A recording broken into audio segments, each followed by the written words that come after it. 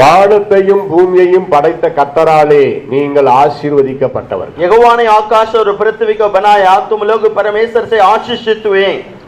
ஆசீர்வாதம் आशीष है. இந்த வார்த்தை வந்ததே பரிசுத்த வேதத்துல இருந்துதான். आशीष ये शब्द परमेश्वर की पवित्र शास्त्र से निकला हुआ. இந்த வார்த்தையை பயன்படுத்தாத கிறிஸ்தவர்களே கிடையாது. ये आशीष शब्द को कोई भी मसीह लोग यूज नहीं करते, तो ऐसा कोई मसीह है नहीं. ஃபாதர்ஸ்ங்க, pastor, reverend, evangelist, Christian, believer யாரா இருந்தாலும் ஆசீர்வாதம் என்ற வார்த்தையை வாயால आप உச்சரி. जो कोई भी हो, पास्टर, बिलीवर, विश्वासी, बिशप, मॉडरेटर, कोई भी हो, आपके मुंह से आशीष का शब्द निकलना होगा. அருமையான ஒரு வார்த்தை. बहुत अच्छा शब्द आशीष. தேவனாகிய கர்த்தர் முதல் ஒவ்வொரு சிருஷ்டிப்பையும் படைத்த பொழுது அதை ஆசீர்வதித்தார். परमेश्वर ने जो सृष्टि किया था, हर सृष्टि के ऊपर एक शब्द परमेश्वर ने बोला, इसको मैं आशीष देता हूं. நம்முடைய முதல் ஆதி பெற்றோராகிய ஆதாம் ஏவாளை படைத்த பொழுது நீங்கள் பலுகி பெருகி பூமியை நிரப்புங்கள் என்று சொல்லி அவர்களை ஆசீர்வதித்தார். पहला मनुष्य परमेश्वर आदम और हवा को बनाने के वक्त तुम फले फूले बरकत हो जाओ बोलकर प्रभु ने उनको आशीष दिया. நியாயப்பிரமாண காலத்திலேயே ஆசாரியர் விசுவாசிகள் கொண்டு வருகிற காணிக்கைகளை வாங்கி வைத்துக் கொண்டு 3 ஆசீர்வாதங்களை அவங்களுக்கு சொல்லுவாங்க. जब पुराने नियम में याजक के पास कोई पेड़ लेकर आता है, उस पेड़ को कबूल करके याजक 3 आशीष देते थे. 1, पहला கர்த்தர் உன்னை ஆசீர்வதித்து காக்க கடவர். परमेश्वर तुझे आशीष देकर बरकत करेगा. 2, दूसरा கர்த்தர் தம்முடைய முகத்தை உன்மேல் பிரசன்னமாக்கி உன்மேல் கிருபையாய் இருக்க கடவர். परमेश्वर अपने चेहरे को तेरे चेहरे में चमकाएगा. 3, तीसरा கர்த்தர் உன்னை சகல தீங்குக்கும் நீங்களாக்கி காக்க கடவர். परमेश्वर तुझे हानि से बचाकर सुरक्षित करेगा. இந்த 3ல எல்லாமே நமக்கு அடங்கியிருக்கு. ये 3 आशीषों में सब बरकत भरा हुआ है. இயேசு கிறிஸ்து இந்த பூமியில வாழ்ந்த காலகட்டத்துல யாரை பார்த்தாலும் அவங்கள வாழ்த்துவார், ஆசீர்வதிப்பார். यीशु मसीह से जगत में जब जी रहा था, किसी को भी मिलते थे उनको प्रभु बरकत देता था. உங்களுக்கு சமாதானம் உண்டாவதாக. जहां जाता था बोलता तुझे शांति मिले. இயேசு கிறிஸ்து ஆசீர்வதித்தாலே அது ஆசீர்வாதம் அப்படியே இறங்கும். यीशु मसीह ने एक शब्द बोल दिया तो वही हो जाएगा. உயிர்த்தெழுந்து 40 நாள் சீடர்களோடு உலாவினார். 40 दिन चेलों के संग जी उठने के बाद चल रहा था. அப்போஸ்தலர் 1:3 படிக்கிறோம். प्रेरित 1:3 में हम पढ़ते हैं, Jesus stayed with his disciples for 40 days and explained about kingdom of God. पढ़िए कोई प्रेरितों का 1:3. प्रेरितों का 1:3. Acts chapter 1 verse 3.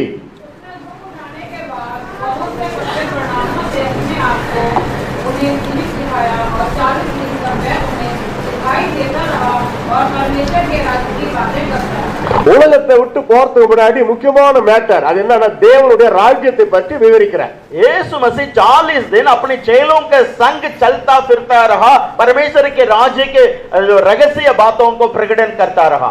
அதற்கு பிறகு பாருங்கள், லூக்கா கடைசி அதிகாரம் கடைசி 3 வசனத்தை எடுத்து பாருங்கள். लूका आखिरी अध्याय का आखिरी 3 वचन पढ़िए. உலகத்தை விட்டு போக போகிறார். जब दुनिया से उड़ने लगा, பெத்தானியா வரைக்கும் சீடர்களை அழைத்து கொண்டு போனார். बेतानिया तक चेलों को लेके जा रहा था. 2 கைகளை உயர்த்தி சீடர்களை ஆசீர்வதித்தார். दोनों हाथ उठाकर चेलों को प्रभु ने आशीष दिया. உலகத்தை விட்டு பரலோகத்துக்கு போய் சேருகிற நேரத்தில் கூட இயேசு ஆசீர்வதிக்கிறவராகவே போய் சேர்ந்துட்டார். दोनों हाथ उठाकर यीशु मसीह से जगत को छोड़कर आसमान जा रहा था, उसी वक्त भी आशीष देता गया.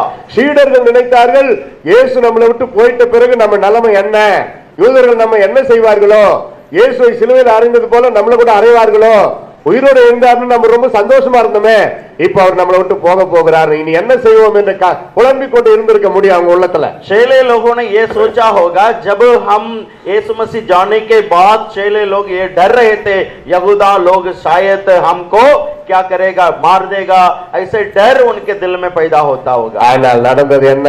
लेकिन क्या हुआ? இயேசு ஆசீர்வதித்தார். यीशु ने आशीष दिया. அங்கே சீடர்கள் என்ன பெற்றார்கள்? वहां चेले लोग क्या पाया? See the Bible. बाइबल को देखो. இயேசு உலகத்தை விட்டு சீடர்களை விட்டு போறதுக்கு முன்னாடி ஆளுக்கு கொஞ்சம் கொஞ்சம் பணம் அமௌண்ட் கொடுத்தாரா? यीशु मसीह से धरती छोड़कर जाने के समय में सबको 1-1 करोड़ रुपया देके गया था क्या? இல்லையே. नहीं. இல்ல மெட்டீரியல்ஸ் ஏதாவது கொடுத்தாரா? या तो जाने के वक्त कोई मटेरियल दुनियादारी साधन दे के गया, ஏதாவது புது துணி கொடுத்துட்டு போனாரா? या तो नया कपड़ा, ये मेरा शाल है, ये मेरा कपड़ा है, इसको रखो, ऐसा बोल के गया क्या? வசனத்தை கவனிங்கள். वचन में क्या लिखा है? இயேசு ஆசீர்வதித்தார், यीशु ने आशीष दिया, சீடர்கள் மிகுந்த சந்தோஷத்தை பெற்றார்கள். चेले लोग बड़ी आनंद को पाया. அதுதான் நமக்கு தேவை. हमको आनंद की जरूरत है. எல்லாம் இருந்தோம், முகத்துல உள்ளத்துல ஒரு சந்தோஷம் இல்லைன்னா இயேசுவை நம்ம அவமானப்படுத்துறோம்னு அர்த்தம். हम सब कुछ पाने के बाद तेरा चेहरे को वहीं रखेगा, எல்லாம் கொஞ்சம் यीशु நிமிர்ந்து- मसीह को तुम अपमान करता है. எல்லாம் கொஞ்சம் நிமிர்ந்து உட்காருங்க, थोड़ा सीधा रह बैठिए, நிமிர்ந்து உட்காருங்க, கொஞ்சம் இதை பாருங்க, சிரிச்சு மாதிரி பாருங்க. थोड़ा मुस्कुरा कर देखिए मुझे, Look at me with a smiling face.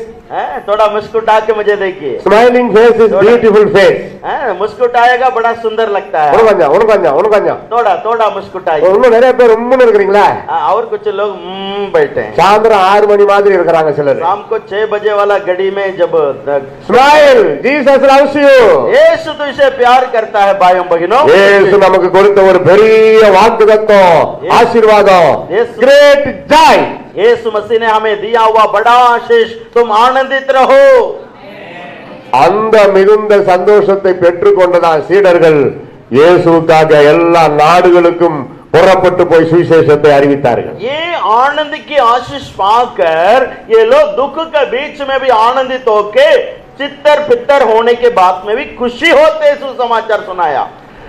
இயேசு சொன்னார், நானே உலகத்திற்கு ஒளியா இருக்கிறேன், यीशु ने बोल दिया, मैं दुनिया की चानन हूँ, நீங்கள் உலகத்திற்கு வெளிச்சமா இருக்கிறீர்கள். तुम भी दुनिया की ज्योति है. அப்ப அத மக்கள் பார்க்கணும்னா நம்ம மகிழ்ச்சி தான் அந்த ஒளி, வெளிச்சம். वो ज्योति ऐं करके बैठेगा क्या? ज्योति कैसे बैठना? हालेलुया. ஆமென். மகிழ்ச்சி கர்த்தர் நமக்கு கொடுத்த பிறப்பு உரிமை. जो आनंदित रहना प्रभु ने हमें दिया हुआ एक सौभाग्य है. இது தனிப்பட்ட சுதந்திரம். ये हमारे लिए दिया हुआ स्वतंत्र है. இந்தியாவின் 75வது சுதந்திர தின விழா அப்ப நாங்க பாம்பேல இருக்கிறோம். इंडिया के 75वां साल स्वतंत्र दिन में हम बॉम्बे में थे. ஒரு சிறப்பு செய்தி கொடுத்த, இந்தியா சுதந்திரம் உண்மையாகவே பெற்றதா? एक मैसेज मैंने दिया था, इंडिया सचमुच स्वतंत्र पाया क्या? ஒரு பெண் அணிகலன்களை கோல்ட் எல்லாம் அணிந்து கொண்டு பாதி ராத்திரில போய் உயிரோட வர முடியுதா? आज हमारा गले में गहने पाकर आप वापस ठीक पहुंच सकता क्या? 3 வயசு குழந்தை கெடுத்து நாசமாக்கி கொலை பண்றானே, இந்தியா சுதந்திரம் அடைந்து விட்டதா? क्या 3 साल के बच्चे को बलात्कार करता है, क्या इंडिया सुंदर हो गया? மிஷினரிகளை நெருப்புல கொளுத்துறாங்களே, இந்தியா சுதந்திரம் பெற்று விட்டதா? मिशनरियों को आग से जला रहे हैं, क्या इंडिया सुंदर पा लिया? சமுதாய சுதந்திரம் இன்னும் கிடைக்கவில்லை என்பதுதான் என்னுடைய வாதம். समाज स्वतंत्र नहीं मिला आज तक, यही मेरा विवाद था. ஆனால் இயேசு நமக்கு ஒரு சுதந்திரம் கொடுத்திருக்கிறார். लेकिन यीशु मसीह ने हमको एक स्वतंत्र दिया हुआ है. பாவத்திலிருந்து விடுதலை, पापों से छुटकारा, சாபத்திலிருந்து விடுதலை, खराबों से छुटकारा, நோய்களிலே இருந்து விடுதலை, बीमारी से छुटकारा, போராட்டங்களிலே இருந்து விடுதலை. लड़ाई से छुटकारा. நான் இயேசுவுக்கு சந்தோஷமா இருக்கிறேன் என்று நாம் சொல்ல முடியும். அதுதான் உண்மையான சுதந்திரம். मैं मसीह में आनंदित हूं, हम बोल सकते हैं यही तो सच्चाई स्वतंत्र है. இயேசு உங்களை நேசிக்கிறார். यीशु आपसे प्यार करता है. நல்ல ஒரு ஆவிக்குரிய சபையின் விசுவாசிகளா நீங்க இருக்கிறீங்க. आप लोग एक पेंटिकॉस्टल गलीसिया की विश्वासी है. உலக பிரகாரமான மக்கள் சந்தோஷமா இருக்கக்கூடிய சூழ்நிலை வர்றப்பதான் அவங்க சந்தோஷமா இருப்பாங்க. दुनिया में जब मौका आएगा तभी आनंदित होंगे. ஆனால் கர்த்தருடைய பிள்ளைகள் சூழ்நிலைகள் மாறும் பொழுதும் அவர்கள் சந்தோஷப்படுவார்கள். मसीह लोग हालत बदल जाएगा तो भी जब दुख का हालत में भी आनंदित रहते हैं. இயேசுவின் சீடர்கள் அந்த மிகுந்த சந்தோஷத்தை பெற்றதனாலதான் இயேசுவுக்காக ரத்த சாட்சியாய் கூட மரித்தார்கள். यीशु मसीह के जो द्वारा यीशु के चेले ये आशीष पाने के वक्त लहू बहा कर भी मरने की तैयारी हो गया. பயந்து கொண்டு ஓடவில்லை. डर के नहीं भागा. பரலோகத்தை பார்த்து விட்டவர்கள் உலக மரணத்திற்கு பயப்படவே மாட்டார்கள். जिसने स्वर्ग को देख लिया दुनिया तारीख के बारे में चिंता नहीं करेगा. Don't worry about anything unnecessary worriness. आपके दिल में व्यर्थ चिंताएं शैतान लेकर आता है.